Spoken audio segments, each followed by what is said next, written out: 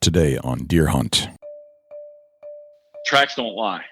If you can get I guess they can lie to somebody that's not accustomed to reading tracks, because if a buck comes to a sliding halt and he really digs in deep or something, but if you get a good true read on a track, to me, that's what I'm really looking for. That Big Buck Registry's Deer Hunting Podcast, episode number 299. Ted Bright, Slinging It. Support for the Big Buck Registry and the Deer Hunt Podcast comes from Mountain Deer Taxidermy. Check out their website, mtn-deer.com, and tune into their new podcast on iTunes called Mountain Deer. And Big Buck merch. You can get cool, high-quality Big Buck t-shirts, long-sleeve t-shirts, hoodies, hats, and more. And show support for this podcast by visiting bigbuckmerch.com. That's bigbuckmerch.com. Hi, this is Barry Wenzel from Brothers of the Bow and Trophy Whitetail Boot Camps. I'm not really sure what a podcast is, but you're about to push play on what is now my favorite podcast, Big Buck Registry's Deer Hunting Podcast.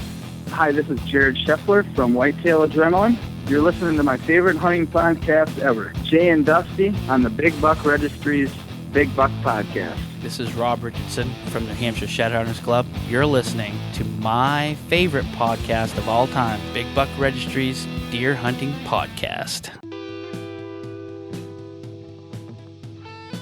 Hello, ladies and gentlemen, and fellow predators. My name is Jay, and thank you for tuning in to the Big Buck Registry's Deer Hunting Podcast. For Dusty Phillips and Jim Keller and the entire staff here at the Big Buck Registry, welcome to the show. There are a couple things I'd like you to do for us if you could. If you would, please check us out on Apple Podcasts, subscribe, and leave us a review. With your help, we're going to try and push this show up the iTunes charts. I know we have a lot of listeners out there, and I need you to take some action. I need you to leave a review and subscribe to the show. If you do subscribe, that'll give you access and notification each and every week that a new show is released. You can also access this show in its entirety on YouTube, Stitcher, TuneIn Radio, iHeartRadio, Spotify, Google Play, and as an Amazon Alexa skill. Go to Alexa and say, Alexa, enable Big Buck Registry.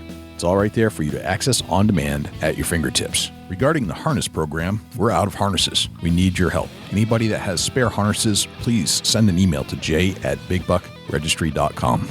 Welcome back to BBR 299. It's been a while since jumping on the mic, and 2020 has been a crazy year. I'm ready to send this year to the archives. Many of you have written in wondering where we've been and why we haven't been putting out any shows. There have been many reasons, but mostly between my day job, coaching baseball all summer, editing and producing the Warden's Watch and Thin Green Line podcasts, there really weren't any hours left in my day to conduct interviews and produce this show. And quite frankly, and I'm sure you'll understand, being outdoor people too, that the last thing that I want to do is spend more hours on a computer. I just want to get outside, just like you. So the plan going forward is to drop roughly one show a month. We'll see how it goes, but as always, it's great to hear from everyone, and we truly appreciate the support. This week's show is an interview with Ted Bright. Ted is, as you might expect, a die-hard deer hunter who prefers a mobile hunt over a fixed stand. Ted uses a sling or harness to maneuver from tree to tree based on when and where he's finding active big buck sign. Ted is also an archer and seems to prefer that over anything. Something has clicked for Ted recently, and he says he just seems to be in tune with finding the right hunting opportunity and capitalizing on those more than he's ever done before. We go over Ted's approach, hunts from previous years, shooting from muscle memory, and techniques that he uses to identify a good spot to hunt and how to gain landowner permission. We'll get to our entire interview with Ted Bright in just one moment, but before we do, let's hear from Jim Keller with the Deer News. 5-year deer run of National Deer Alliance and On Watch newsletter comes to an end. This story is from the National Deer Alliance and Quality Deer Management websites. In the September 22nd edition of the National Deer Alliance On Watch newsletter, NDA President and CEO Nick Pinizzotto bids farewell to readers. After 5 years in existence, the National Deer Alliance will be joining forces with the QDMA to form a yet-to-be-named organization. Between now and the end of the year, Nick will be leading a strategic planning process that will announce the direction of the new organization at the end of 2020.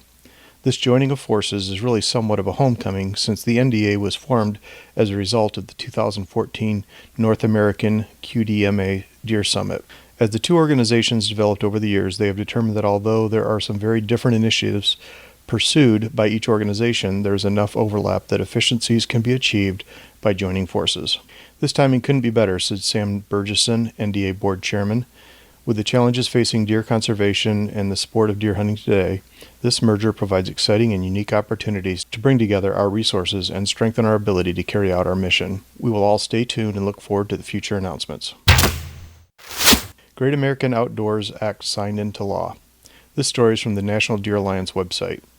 In August of 2020, President Donald Trump signed the Great American Outdoors Act into law. Earlier this year, President Trump vowed to sign legislation to fully fund the Land and Water Conservation Fund, the LWCF, should Congress get it across his desk. The Senate passed the bill in June and the House of Representatives did the same in July.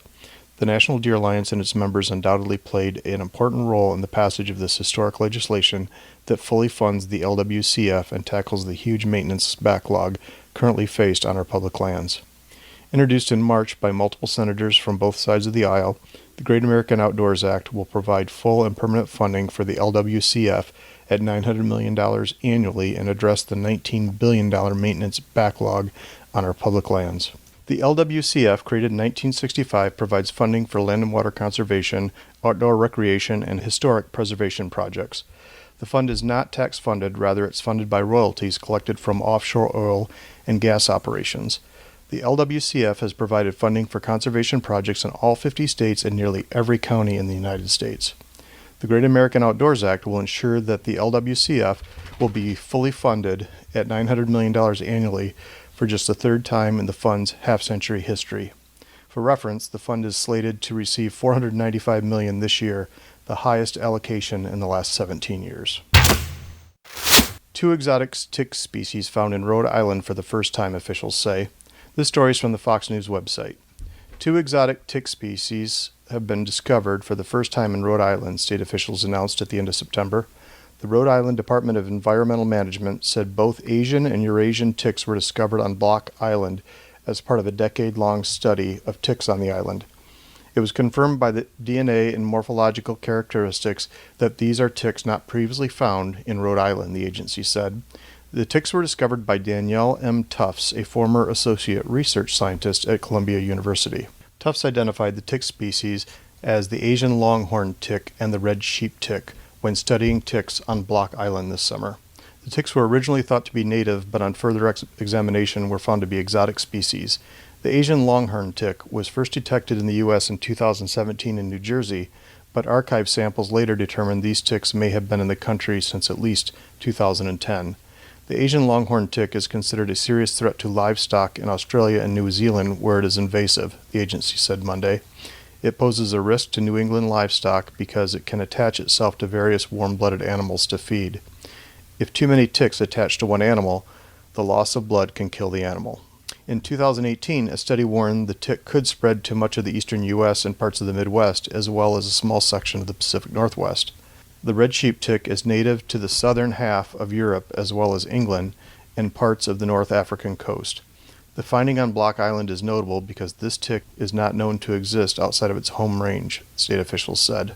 Both types of tick can transmit a variety of diseases to humans and animals. However, only one disease has been found in these ticks in the U.S. Officials recommend following standard guidelines to avoid issues from all species of ticks.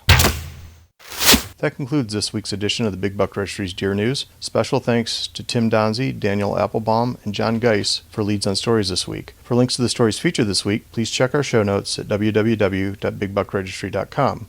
If you have any idea for future topics or have questions about any of these topics, please email me at jim@bigbuckregistry.com. For the Big Buck Registry, this is Jim Keller with the Deer News. Well, thanks to Jim Keller for the Deer News. Without further ado, here is Ted Bright. Ted Bright, welcome to the Big Buck Registry's Deer Hunting Podcast. How are you, my friend? I'm doing well. Thank you so much for having me on. Thanks, man. It's I'm glad we could put this together. I know we have several mutual friends, and anytime that somebody's profile pic is somebody holding a big buck that they just killed, you capture our attention. Yeah, and likewise, I've heard the show many times, and I'm honored that you asked me to join. I appreciate it. Cool, man. So, Ted, you're an interesting guy, and I got to ask right off the bat. And I'm guilty as charged. I've been kind of poking around your social media, trying to understand a little bit more about who you are in preparation for this interview. And I can't help but notice, but you seem to be a Patriots fan. So I got to ask, how did you become a Patriots fan being in Missouri?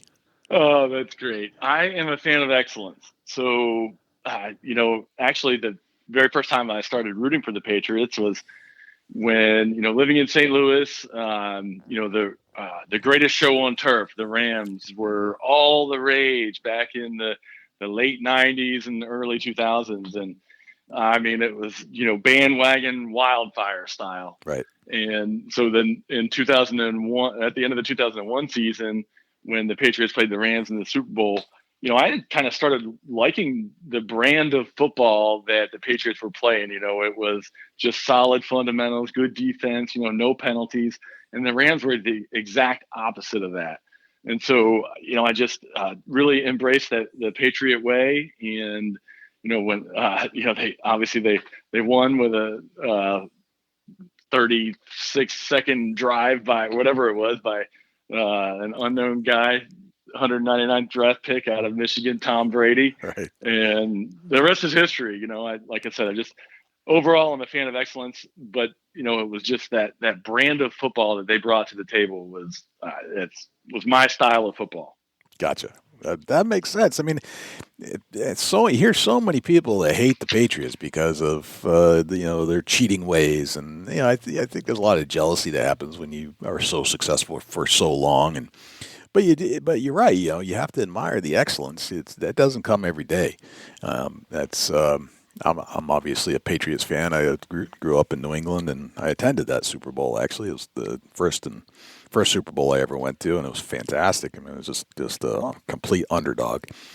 But I was in the bathroom. It was held in Louisiana. It was during Mardi Gras, and I met some guy from St. Louis, and I was taken back because I'm used to kind of rowdy crowds, New York Jets fans, and I think we're similar to a crowd of people who are Philadelphia fans.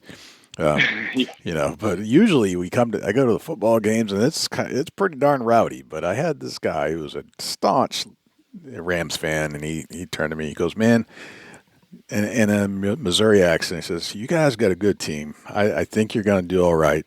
Wish you the best of luck." I was like, "What?" Usually we're fisticuffing in the bathroom over in the Jets game, but here this guy is saying, "Hey, good luck." I'm like, "Wow, that's class."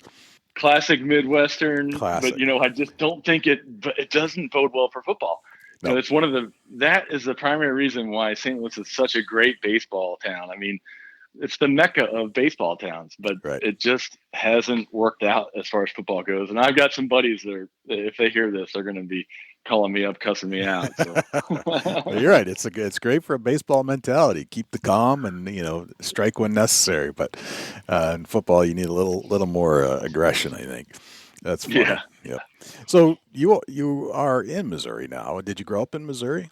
No, I actually grew up in southeastern Pennsylvania. Okay. About an hour and a half west of Philly and 45 minutes north of Baltimore, real close to the Mason-Dixon line. Gotcha. Also, incredibly good football territory. It's just, that's very cool. So what drew you to hunting as a kid? I assume that you started out as a kid, as a lot of us did, but there's usually a reason or something that kind of triggered that. Do you have a story that led you into a desire to go hunt? So I just started off, going squirrel hunting with my dad. Back in the day, it was, deer hunting wasn't what it is now. And I think that, in today's society, most people, when they say hunting, they just automatically think of deer hunting. But back then, small game hunting was a lot more popular. And that's how I got started, just doing a lot of rabbit hunting, squirrel hunting, and of course deer hunting also. But there wasn't such a difference between the different types. It's just like everybody just went hunting. And to me, it was never about the kill, or it was never even about the, I guess I can't say it wasn't about the pursuit of the game, but just being out there. I always just had a connection with it. I can remember just going for walks in the woods, and anytime I would get close to deer or, whatever, even like pheasants, I was really enamored with ringneck pheasants when I was a kid. I would just sit back in awe and watch these animals. And, so it started from that. And then it grew to where, I really embraced the challenge, and, especially with archery. So now I've become a huge archer, and I love everything about archery. I'm really delving into, like, currently as we speak in this off season, becoming a better archer and loving the process of archery more. But it all boils down to the love of nature and being out in the wild. Gotcha. Yeah. And boy, isn't that true? Like, people ask me why I hunt, and people that don't hunt think that it's to kill. And they eventually they'll figure it out. But I don't have a strong desire to kill. I don't dislike taking game, but it's not like that's the drive. The drive is not to get out there and actually kill. It's everything that leads up to that. That is the part that absolutely mesmerizes me. It filters out all the stuff and fills my soul with good things. Makes me feel better about life in a lot of ways. And I'm just in a better mood when I come back home after a good morning hunt or something like that, or any hunt, period. Yeah, it really does. It makes me feel whole. You said it perfectly. As a kid, I can so vividly recall my first deer that I first killed. I was 16 years old, and my dad was right next to me. It was in 3 feet of snow. Everything about it was memorable. But there's also a time where I was taking a buddy into the woods just to go scouting and exploring, and he wanted to get into hunting, but he didn't have the dad that hunted, and just didn't have the family history of it like we did. And so I took him in the woods, and we had an encounter with a doe and 2 fawns, and it was on a early October morning, and we didn't have no weapons with us or anything. We were just walking in the woods, and we had an encounter, a 10-yard encounter with this doe and 2 fawns. And I can remember everything about that just as detailed as I can my first kill in 3 feet of snow with my dad there. It was one of those moments that just sticks out, and there wasn't even a thought of harvesting the game. It was just, an experience in nature that was profound on me as a kid. To your point. Right. Gotcha. So you said you're getting into archery more. Does that mean that you were a gun hunter for a long time? Yeah. I mean, I always, from the time I was 12 years old and I started archery hunting, I always had an affinity for it. At some point as a young adult, it grew to where I enjoyed that more than rifle hunting. But I've never been, really enamored with archery. I've always been, all right, I can hit an 8-inch pie plate at 30 yards consistently, and that's really all I needed. And that really worked well for me. I spent more time on, understanding deer and scouting and, things of that nature versus archery. But now, with some friendships I've developed and everything, that with some guys that are really into archery, it has really piqued my interest, and I've had a different mindset on it, and I really have embraced that challenge. I've totally changed my shooting style, made a tremendous amount of progress from last summer when I saw it and recognized it, and basically throughout the season I didn't really change anything, but I just kind of mentally prepared myself and I learned all about it. And then as soon as the season ended, I began, I basically didn't shoot for quite a while, and I just tore my shot down from the very basics and fundamentals and building up to, a troop back tension style of unanticipated shot release. Gotcha. Let's break that down a little bit. You sound like JD Martinez fixing his swing. Let's talk about that. So how did you, that's an interesting concept. I mean, I don't hear about a lot of people fixing their archery shot, but boy, there's a lot of fixing to be done from what I can tell. I'm not a great great archer, but I have studied the archery shot quite a bit, and I certainly try to get my fundamentals and techniques sorted out before I go into the season. But I'm interested to hear more about yours and what you discovered. How did you discover that there was something to fix? Well, I mean, I guess when we boil it down, there's two types of shooting. There's anticipatory shooting and there's unanticipated shooting.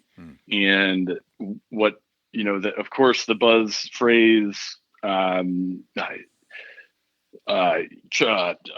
panic. Sorry. Yep.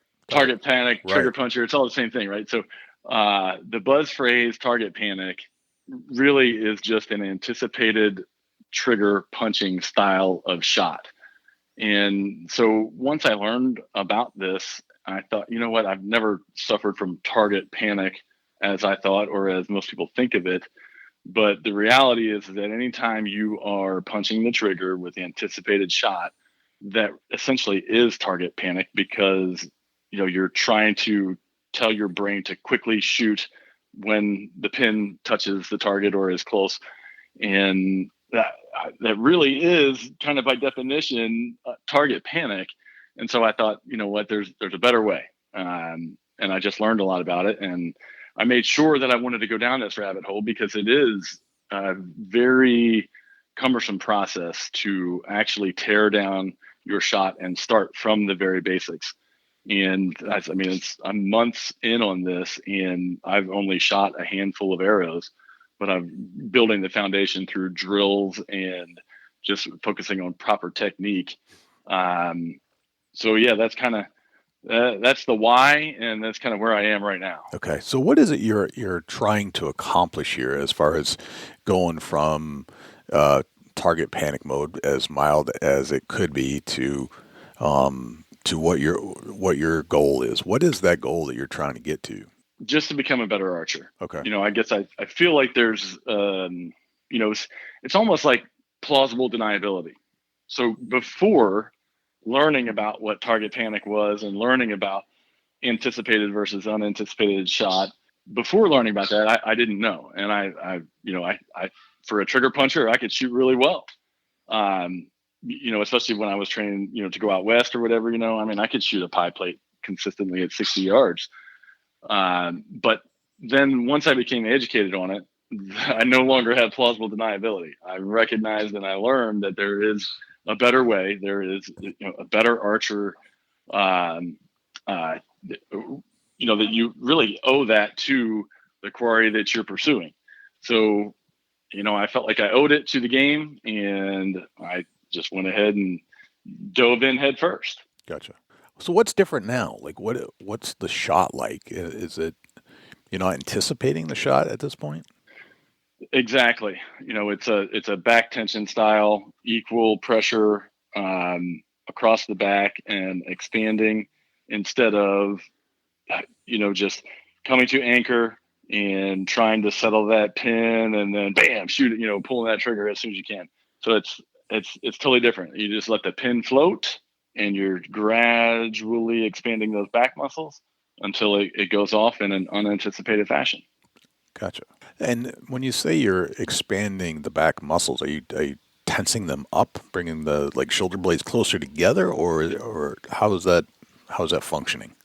Yes, exactly. Bringing your shoulder blades closer together, expanding the chest, and ultimately taking, barely elongating the point from, where the bow rests in the crease of your hand to your back elbow. And that should be a linear form. And, of course, I'm not the expert here.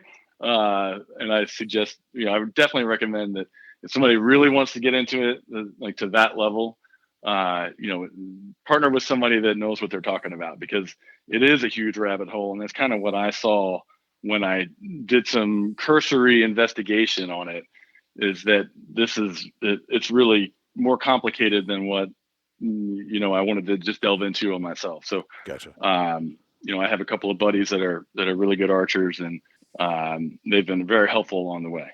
Did you have somebody watch you shoot before, or did you videotape yourself? Well, that's interesting, because I actually went to, the last couple of seasons, I went to a few quote unquote pro shops and asked about my form. And, I told him, I please tell me, I really want some constructive criticism. Give me some feedback. Oh no, your shot looks great. I wish that the guys that came in here and that would shoot like that. And I don't know what they were looking at, because once I learned and what I know now, looking back, I was cramped up. I shoot a 31.5-inch draw, Jay, and my bow was 30 inches. So, I mean, I was literally cramped up. Wow. My shoulders were up, my front shoulder was like crooked up, and my elbow was way too crooked, and it just, my form was awful. And numerous pro shops told me that I had good form and everything was good, Well, just because I was, at the shops, you're only shooting at 25 yards. And, just because I was drilling the X at 25 yards, they were probably, all right, well, this guy, he's fine. Let's get him out of there and get on to the next guy or something. I don't know if that's what it was, or if it was just, not knowing themselves. But I asked several people, and then Andy May helped me recognize it. And a good buddy of mine, Josh Trollinger, also helped me to recognize a lot of the things that I was doing wrong. And then, it was in talking with those two specifically, it's like, all right, if I'm going to do this, it's going to be a total reconstruction. So that was actually right before last hunting season. And then, like I said, I went through the entire season with not changing, anything except for a few minor tweaks to make sure that I could still be accurate. And then, I just read a lot. I watched a lot of videos. I really like George Ryle's videos, and just mentally prepared myself for the change after the season. Gotcha. Okay. So this when did your season end? January 15th. Okay. So you've been at this about 5 months now or so, 4 months, thereabouts. And yes, in preparation for a summer-long, spring-long prepared time frame, right? You're trying to get in ready shape for the fall, I would assume, so that yes, all those bad habits that you have identified previously have been hopefully erased and brought into fruition by the time you can hunt this next season. Absolutely. And my goal was actually to have that accomplished by the end of May. We're going to go to the Total Archery Challenge event in Seven Springs, Pennsylvania, but it's been canceled. So I don't see any reason why I won't stick to that date, the end of May timeframe on, being, maybe not 100%, dialed in, but I want to be comfortable with my new shot technique and process, and, just have minor tweaks and adjustments throughout the summer. Gotcha. Very cool. So you've got plenty of time. Do you ever notice, like, and this kind of goes with anything. Let's say you're in a stressful moment trying to accomplish that perfect shot that you've been training so hard for, and for whatever reason you revert back because you've got like this memory that gets drawn out only in a stressful moment. Has any of that happened to you? No, not yet. No. That's it's too early to say, right, as far as that goes. But I don't have the personality that's prone to that. Okay.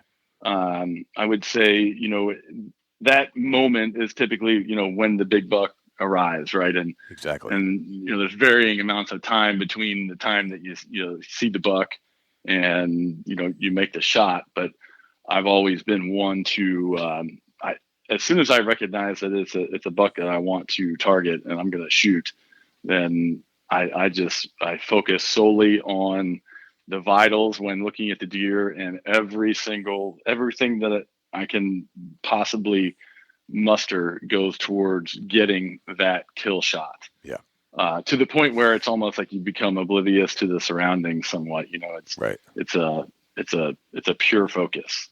I think John Eberhart talked about that a little bit. Like, he practices and practices and practices, and by the time it's time to, put on that final shot, that real shot, that moment, that kill shot, that he's not thinking about his shot anymore. You're not worried about mechanics. You can't think about that anymore. Like, it should be not something you're thinking about. You don't have time to think about that now. Now you have to just focus on something else. It's a focus, not a thinking. Because if you think, you're probably not going to be able to put that through. Yeah, and we've all been there. I mean, as a younger adult, I can remember standing in a tree stand and just basically shaking. Right, you can hear the metal rattling. Heck yeah. And that's part of the draw. That's part of the allure of it. And overcoming that is it's a rite of passage, right? And the excitement is always there. But when you can channel that excitement to pure focus, and it's like excited focus. Oh, that's what we live for, right? That's the moment of truth. That's what we all are working towards. That's makes it all worth it. Very much so. So you have followed some people. You mentioned a fellow's name just a second ago that you turned to study the archery shot. Is there anybody else that kind of comes to mind when you decided that you wanted to hone in your skill? No, I mean, as far as the archery aspect of it goes, those two, Josh Trollinger and Andy May, are definitely the ones that have been the most helpful. And okay. Yeah. Gotcha. Very cool. So talking about bow hunting more, the shot is something you've been working on. What kind of styles of bow hunting are you getting into? And we can talk about gun hunting too if you're doing that, but it sounds like you're kind of getting into the bow hunting more routinely than anything else. So I'm curious, like, what's your setup? How are you going through? What's your strategy for scouting? Where you stand hunting? Are you a mobile hunter? How does all that work? Yeah, I'm definitely a mobile hunter, but I can kind of answer the one question pretty quickly, and it'll be a good segue to it. So back in, I want to say probably 2013 or so, I killed a really nice 11-pointer with a gun, and that was I really tried hard to kill him with a bow. And just couldn't get it done. I was so close one night specifically. I think it was Halloween night, but just it ran out of daylight. But anyway, I ended up killing this deer that I had 5 encounters with that year with a gun. Wow! And while I was happy and I, enjoyed it, and it was an awesome harvest, I knew I had that feeling in my stomach at that point in time, right there when I am, walking up on the harvest that. That's it's different. Something has changed, and I've not looked back since. I've been all archery. I've only taken the gun out a handful of times, and it's always when I've got one of my kids with me. Yeah. So that was kind of the changing point for archery. Now my style of hunting is definitely run and gun.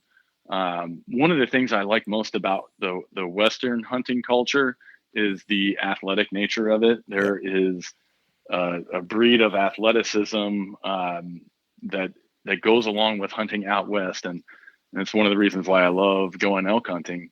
But I try to bring that to my whitetail pursuit. So, just anytime I'm doing anything in the woods, I'm trying to be as athletic as possible, as stealthy as possible. My gear is according to that ethos as well. I'm very streamlined. I take minimal gear, and I just try to be as stealthy as possible. Gotcha. Okay. Where do you typically hunt in America? Are you a Missouri only guy, or are you a traveler? So Missouri mainly. I grew up in Pennsylvania and hunted a lot of public ground in Pennsylvania. And then when we moved to Missouri, and the deer in Missouri are totally different than the deer in Pennsylvania, but so I moved there when I was 16, so largely public ground still, and I hunted some.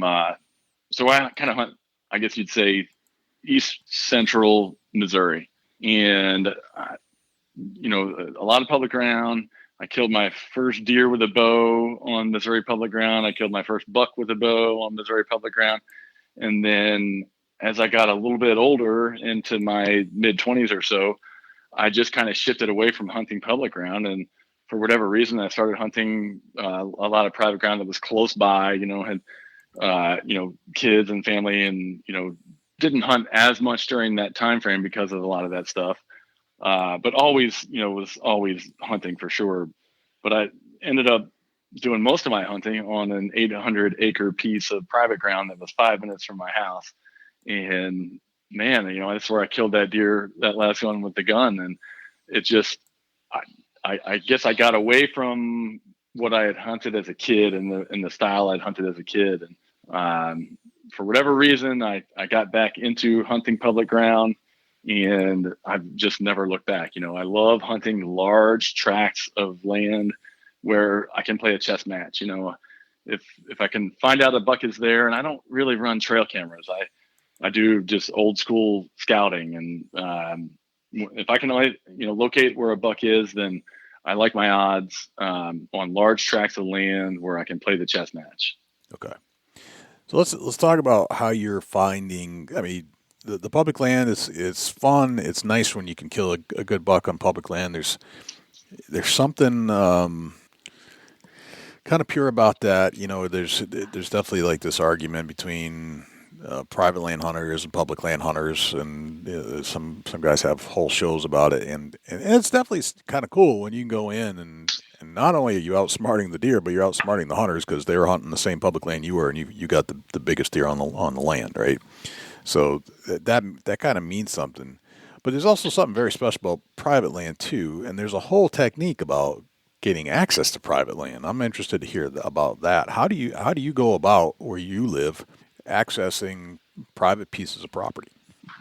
Well, so I just last year, actually, last summer, we moved a little bit closer to St. Louis. So I was faced with this very challenge. Like I said, I love hunting public ground, and that will be my preference, mostly because of, it's large tracts of land.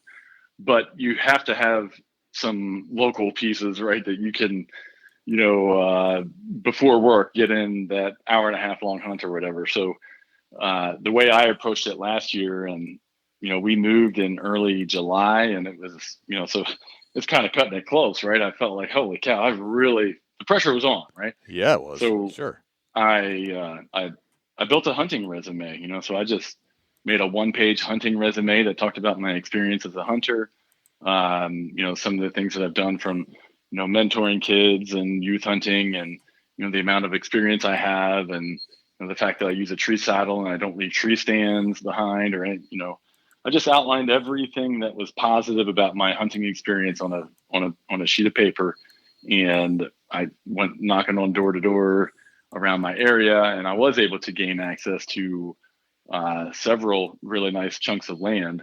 And the one guy that allowed me to hunt said that when I called him back, he said that in the meantime, 2 other guys had stopped by, and they didn't have a resume. So for whatever reason, that had stuck in his mind, and he did allow me and my son to hunt there. So that seemed to work and, be somewhat effective. Interesting. So you actually went and wrote out a hunting resume about how you've hunted, where you've hunted, how long you've hunted, almost like you're going in for a job interview. Exactly. Wow, that's interesting. And what's your opening line when you walk up to the door, or are you just knocking on doors or getting phone numbers and making a call, or are you actually doing like visiting property? No, just knocking on the door. I've got Onyx, so I have an idea of what the property owner's name is, but a lot of times, it's listed as something else or whatever anyway. So it doesn't really matter. It's really helpful to, identify a prospect, right? So you're driving along a road and you see this nice field with a, good hardwood stand behind it. But you don't know where the property is. That even worth knocking on their door? Onyx will tell you whether it is or not, right? So, but then once you go to knock on the door, I don't ever have a plan, because who knows? Every scenario is different. Every conversation is different. Right. I just try to, I just be myself. I'm respectful, and, explain to people that, I just moved to the area and looking for some land for my son and I to hunt, and we'll treat it as if it were ours, and it'll be better when we leave than what it was when we came. That's a great line. I mean, I think when you walk up to a landowner and you say, would it be okay if I could hunt here? It's a lot different than saying, would it be okay if my son and I could hunt here? Yeah, right? I agree. I always say that. I think you're right. It gives an immediate impression of a family man. Yes, yes, and that you're doing it not only for yourself but for generations below you that are coming up that you believe in. So, yeah, I firmly believe in that too. I've had a lot of success getting access when it's not about when I don't make it about myself and I make it about others. It makes a big difference. Yeah, definitely. So, how do you decide that the property is something you want to explore? Well, if I'm driving by and there's a couple of big bucks out front, that Kinda definitely obvious. makes it All easy. right. All right. Yeah. Not that that's always the case, but and when I moved up there, to closer to St. Louis, that it was that time of year, right? So you could drive around, you could see deer in fields, or even one of them was a big cornfield. So obviously you're not going to really see deer in standing corn in July, but you just know that that's a prospect, that's a target, and then again verify it on Onyx, and you just go knock on doors.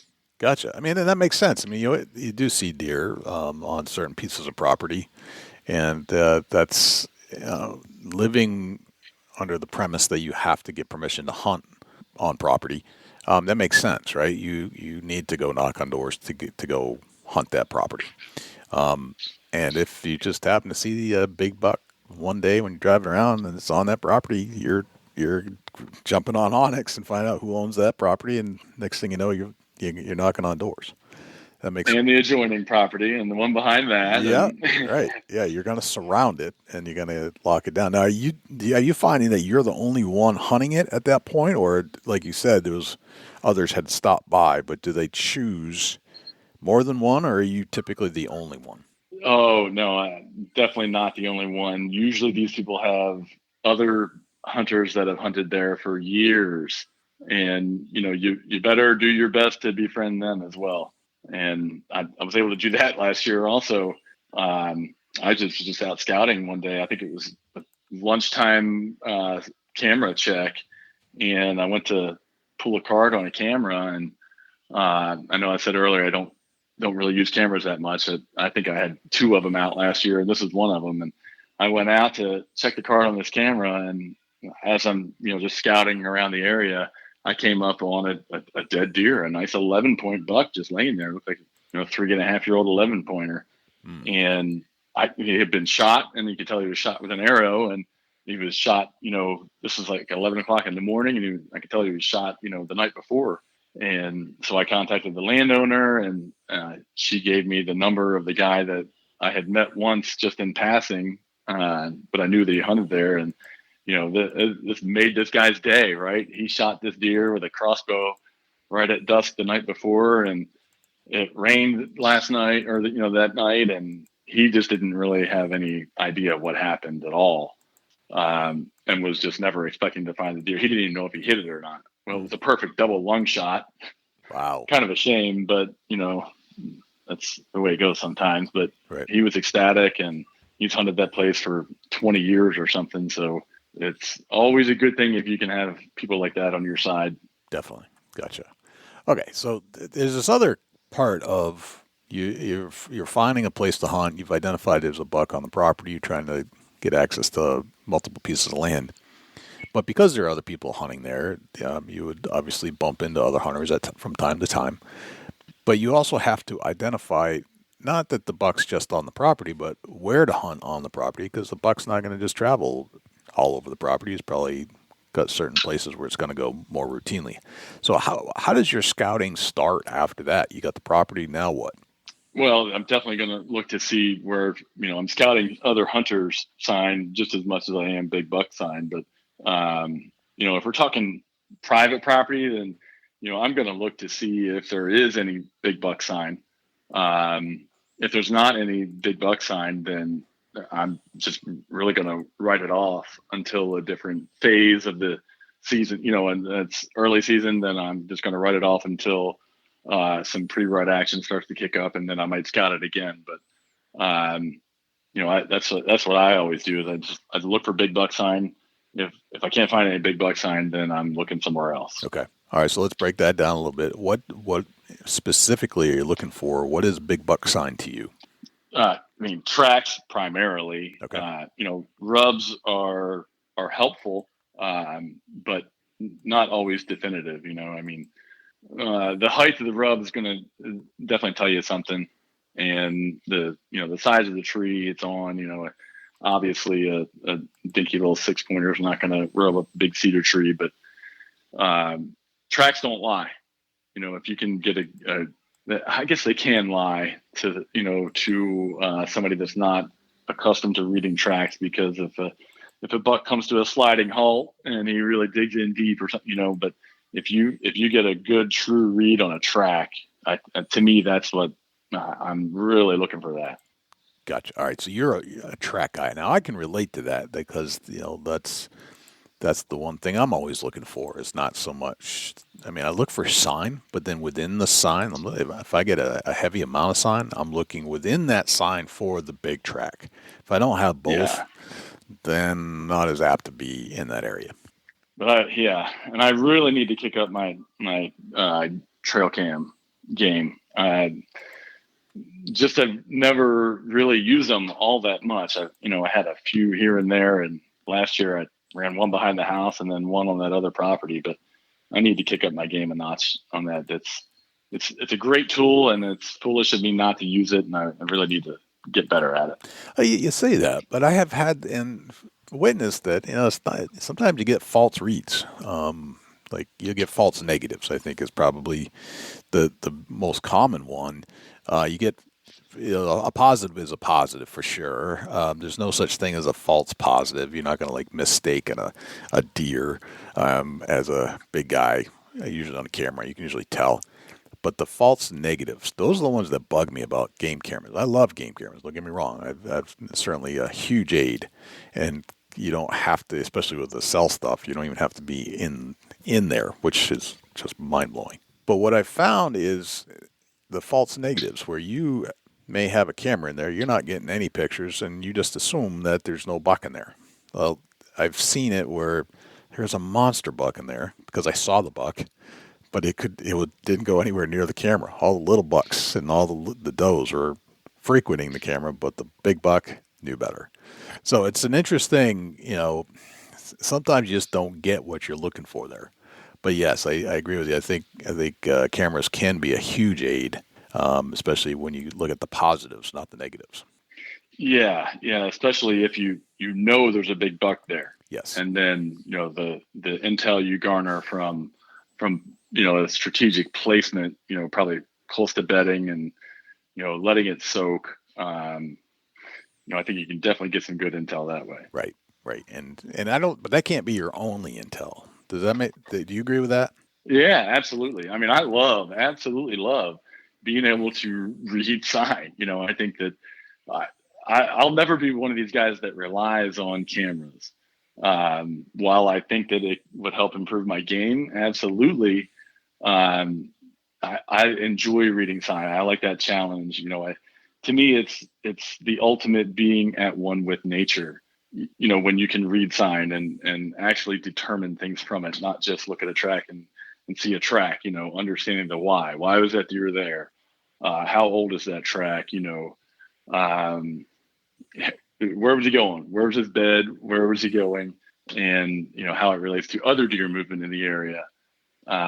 That's a skill that I think is probably not as, I don't know. I guess it's just tough for a lot of people. Yep.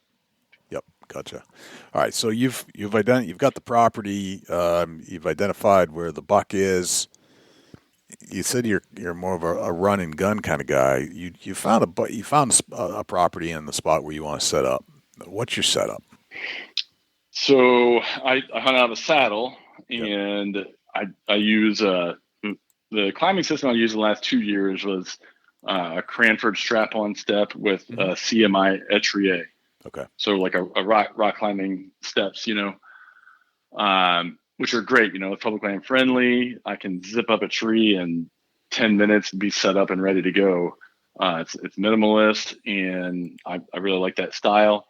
I am going to be playing with a couple other methods to this all season, and not sure what I'll be settled on by season opener. But so that's what I use. The CMI Etriers on a Cranford strap on, and I use a tethered Phantom saddle.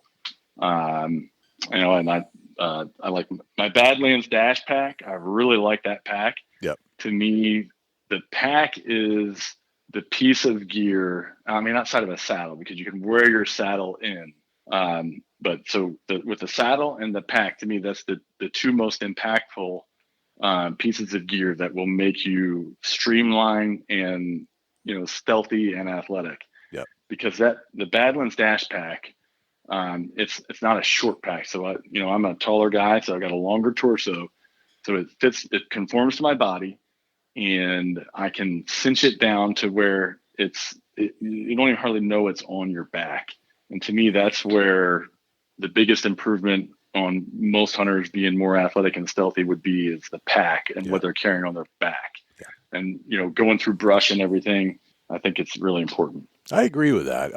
I have spent money on good packs, and I have gone cheap. And after I spent some better money on more expensive packs, I will never buy a cheap pack unless it's like just, you know what I mean? I'll go into the woods if I'm just scouting. I just, a couple things, but it's actually the hunt. I am not taking a cheap pack into the woods. It does matter. Absolutely. I totally agree. Yep. So speaking of packs, what do you bring in to the woods? What do you pack your pack with? So I wear my saddle in, so I don't have to pack anything as far as that goes. Okay. Obviously I've got my Cranford studs. I carry 4 of them, and they ball up to be about the size of a softball. So I carry 4 of them. And then of course I've got my Predator platform. And that just straps right through the horizontal lash straps on the back of my pack. So, it just fits nicely on there.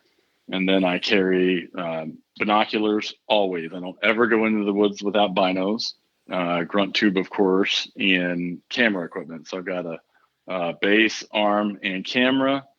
And then outside of course, I'm going to have my bow and my release. And outside of that, I may have a few other things for backup, some Versa straps, just for anything that any use or need that may come about. And outside of that, that's pretty much it. I'm pretty minimalist. Okay.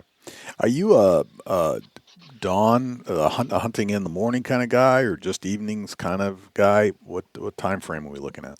Oh, I like both. I mean, preferably I would just hunt all day, right. But I like early morning and evening just the same. Okay. I've killed more bucks in the morning than I have in the evening, and I've killed a lot of bucks in that midday time frame, of course, in November. Gotcha. It's interesting. I usually get the answer. I only hunt evenings, especially in October, because I don't want to scare the deer out of the fields. And I buy that to an extent, but I mean I've killed bucks in the morning too. So I'm not all in on that theory, but I'm glad to hear that you like both. I think that's a good answer. So you're a saddle guy. And that's kind of that's more or less a new craze, I would say. It's become more popular lately. It's been around for a long time, predating even when the use, being used for hunting. It was used for other things before that.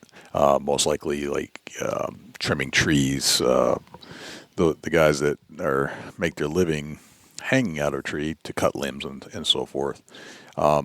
What got you into the saddle hunting aspect of hunting? Well, I was just talking to an old buddy, bow hunter friend of mine, and he was telling me about the way he hunted, and it took me a while to understand the concept. He's hanging in this tree and he's strapped in, and it seemed kind of extreme. It seemed kind of cool. I didn't really even grasp all the benefits at the time, and he let me borrow it, and it was this old trophy line tree saddle. It was leather. So, wow. I mean, I opened this tote up and it smelled like a horse saddle, Yeah.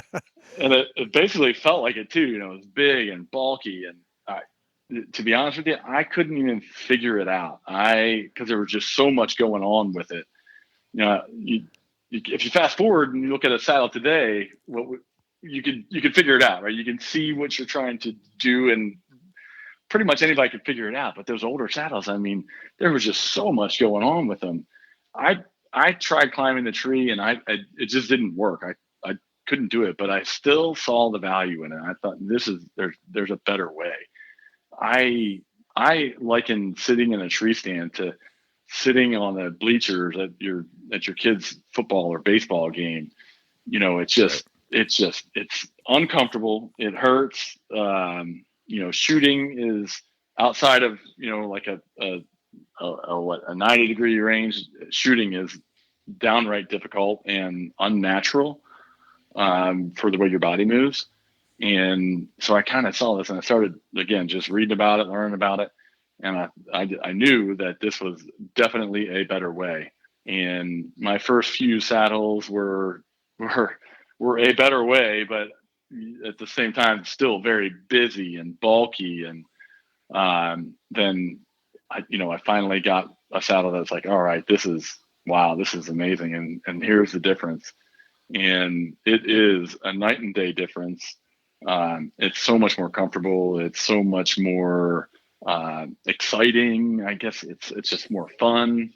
And at the end of the day, you can just maneuver a lot better in the tree, and you can shoot a lot better. You're shooting in natural positions that your body's muscular system it's built for that. Yeah.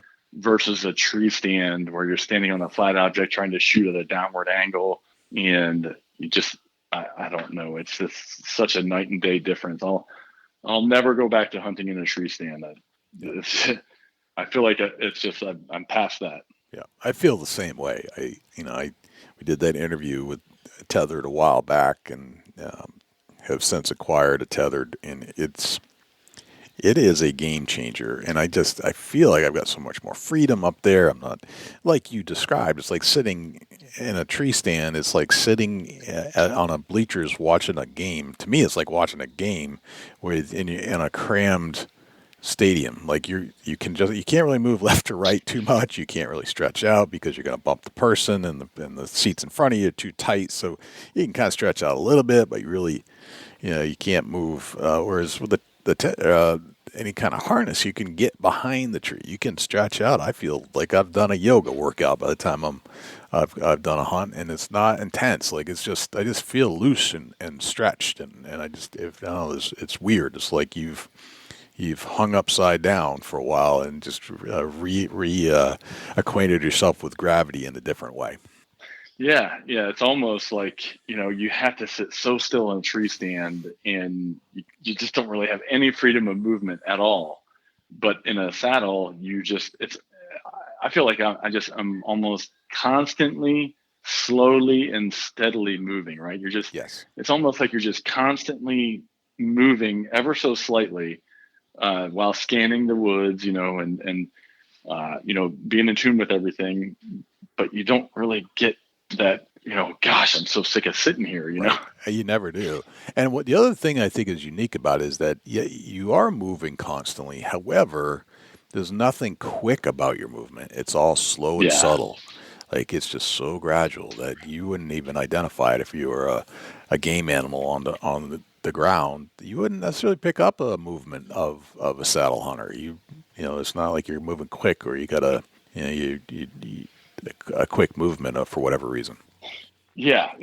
And you've got so many different combinations of movement versus standing or sitting or standing. Right. Yeah. No, it's been a phenomenal way to hunt. I'm getting ready to sell all my tree stands because I don't need them anymore.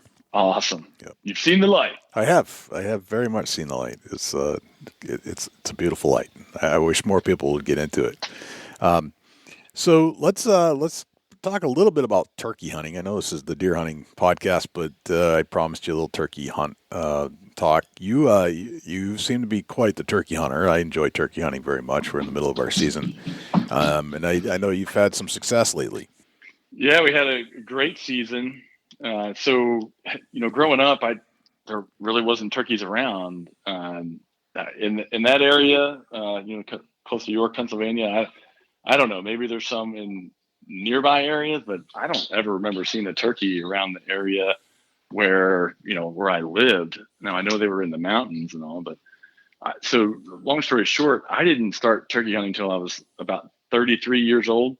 And I may have gone out with a buddy a time or two here and there, just messing around. I wouldn't even call it turkey hunting. But finally, my 10-year-old son just at the time begged me to go turkey hunting. So we went, and in typical fashion, I think 6 miles later and 11 o'clock in the morning, we're back at the truck and we heard one gobble. Yeah. And so, like an hour later, after basically tracking these birds down, he was able to shoot a gobbler, and it was like I think it was like a 20-pound gobbler with an 11-inch beard. He's a really nice gobbler. And needless to say, I was very excited, and it was fun and everything. And that was during the youth season. And then the very next time I was able to go out, it wasn't the season opener because it wasn't really a priority for me at the time. But the very next time I was able to go out, I killed I don't know, like an 11-inch beard, and I think he was like 21.5 pounds or something. And it was a tough, like close quarters, stalk style of hunt. And I think I broke one of the bones in my hand chasing him down because it was like a 50-yard shot, and I chased him down and had to, skirmish with him at the end, but came out of the woods victor. And I've been hooked ever since, but even at that, it was still kind of gradual. In the last few years, I've just been pretty well eaten up with it. And it, kind of culminated in this year, went out of state. TJ and I went to Tennessee, and I killed 2 birds in Tennessee. And then the Missouri season came around, and my son and I, TJ, we doubled up on opening day. We both killed our biggest gobblers ever. I killed a 25-pounder, and I stalked him Indian style. He didn't even know I was there. Nice. And then, yeah, it was a lot of fun. And then after I cut him up and got him on ice, TJ and I we did a long flanking maneuver on an area where I knew there were turkeys. I didn't know there was specifically one there, but I knew there was a good turkey area.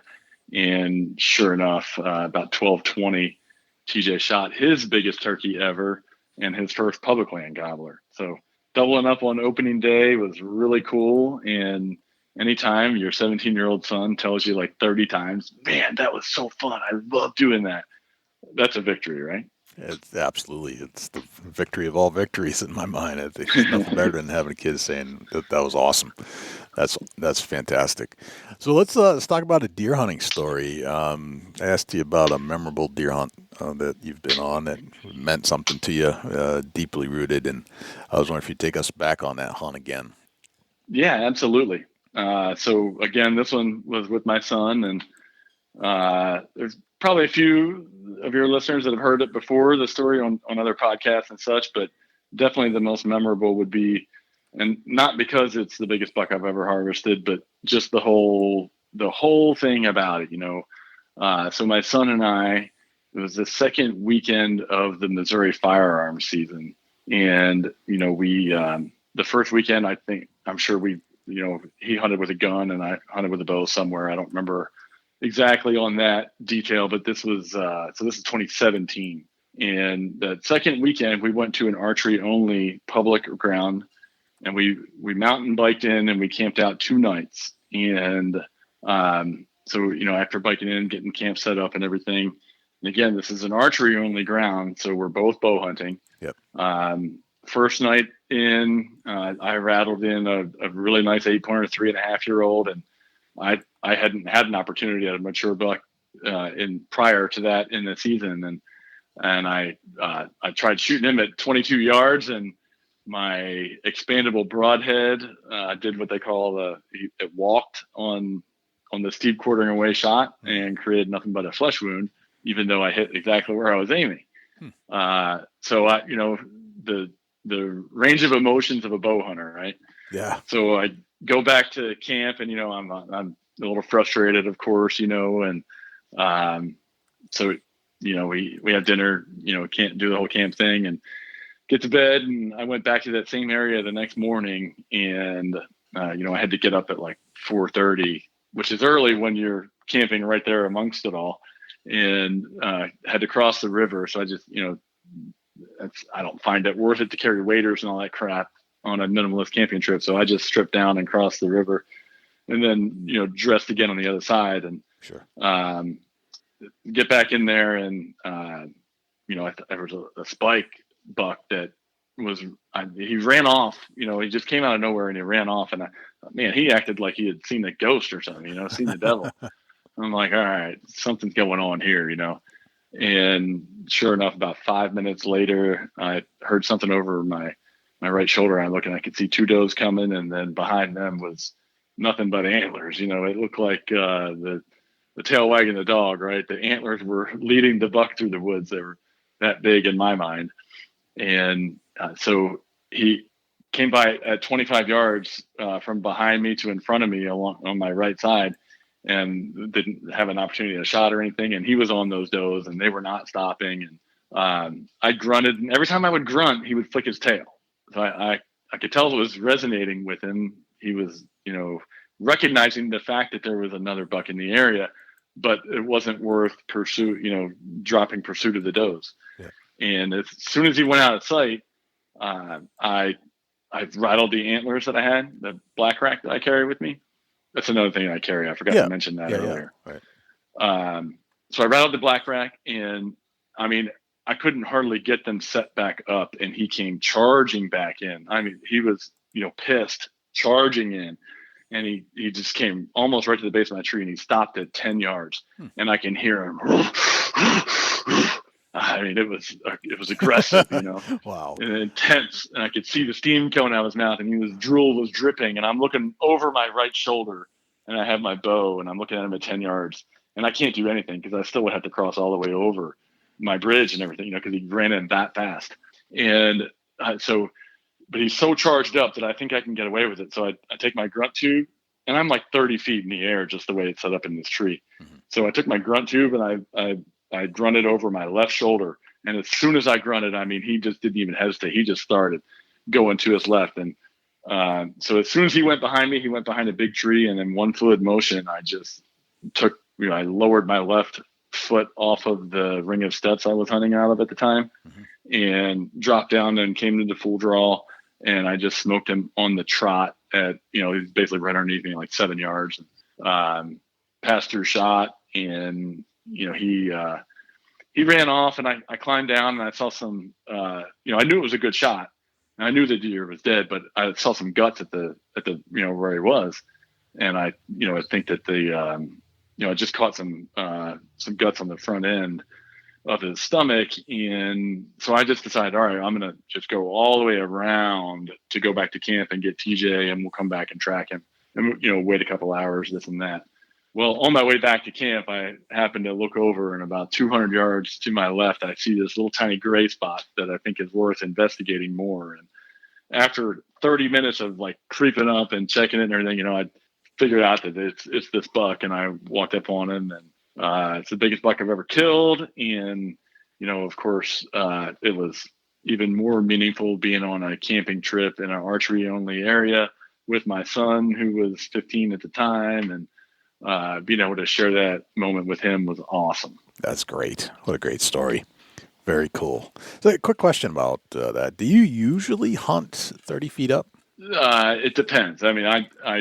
You hear this question all the time online, and it's totally situationally dependent, in my opinion. I go into every sit without a premise of how high I'm going to sit, right? Because that can definitely work against you. So if I had to, kind of assign ranges or rules of thumb, then I would say typically in the early season, when the foliage is still strong, then I'm going to be in that 15 to 20 feet range typically. Okay. And then it just, on average, it gets higher and higher throughout the season as the foliage drops. But again, there's times late season where I'm going to be 12 feet off the ground. It's just totally dependent on what's going to be the most concealed and stealthy position to get the kill shot. Gotcha. Gotcha. That makes sense. And how many feet you usually get per Cranford step? 4 of the Cranfords with the CMI Etriers will get me to about 28 feet if I max them out. Okay. Gotcha. Very cool. All right. I've got 10 rapid fire questions for you if you're ready. All right. Ready. What's your number one hunting tip of all time? Read the woods. Become one with the woods. Nice. Sometimes we leave something in the car or the truck or at the house that we wish we had with us, and it drives us crazy if we don't have it with us. What's that one thing for you? It drives me crazy if I don't have my binos. Got to have my binos. Binos, yep. What's your biggest pet peeve in life? Just do it. Quit crying about it and just do it. I like that. What would you tell? How old are you today? I am 42. 42. What would you tell the 24-year-old Ted Bright, knowing what you know today about life? Follow your dream. Go hunt. Go hunt and fish. I like it. You're at a hunting convention somewhere in the world, and a stranger comes up to you and they ask you what you do for a living. What do you tell them? In sales, and I love to hunt. Nice. What did you have for breakfast this morning? I had a sausage, egg, and cheese breakfast sandwich. That is homemade, of course. Homemade. Gotcha. You get your own billboard on the side of a highway. It's a blank canvas. You can put anything you want on it. What would it say? Just do it. Quit crying. All right. If I say the word successful to you, who's the first person that pops in your head and why? Ted Bright, because I'm happy with where I am. I think that, all too often in life, people are that resentful or, wish they would have done this or that, be happy with where you are and do your thing. Do you. I love it. What's a typical day in your life look like? Typical day is I get up at 5 o'clock, some sort of exercise if I'm not going hunting or fishing, and then, work. I work from home, and unless I'm traveling, and then, family activities in the evening. Very nice. And then what's a typical deer hunting day in your life look like? Best scenario, I'm camping somewhere. I love camping and waking up and hunting all day. Nice. That's awesome. Very cool. All right. Those are the 10 rapid fire questions, man. So if we have created some more questions than answers, or people want to reach out to you after they listen to this show, how do they reach you, Ted? Yeah, I'm on Facebook, very active on Facebook, on a lot of the hunting forums, just Ted Bright on Facebook, and on Instagram, it's Teddy Bright 21. And my YouTube channel is Hunt Fit Ted. I've been really making a better effort here recently to put out a lot of videos. I do a lot on hunting. I do a lot on wild game cooking for the average person. And, I'll be posting a video of my son and I catching a couple of really nice redfish yesterday. That'll be coming up soon. And just any type of outdoor adventure stuff. I don't stick to just hunting. But yeah, Hunt Fit Ted. Please like, share, and subscribe. Awesome, man. I appreciate you coming on the show. It's been an absolute honor and pleasure to have you on, and I'm glad we put it together. Learned a lot about how you came about your styles of hunting, and love to hear that you're a saddle hunter like myself now, and that we both seen the light. And I'm looking forward to checking out more of your stuff on YouTube and Instagram. Sounds great, Jay. I'm a big fan of the show, and I appreciate you having me on. Well, gang, that's a wrap. Thanks to Ted Bright for joining us on the show and sharing his insights about hunting from a sling and what he looks for in a good buck spot. I know we've been gone since April, but it's always good to be back on the mic.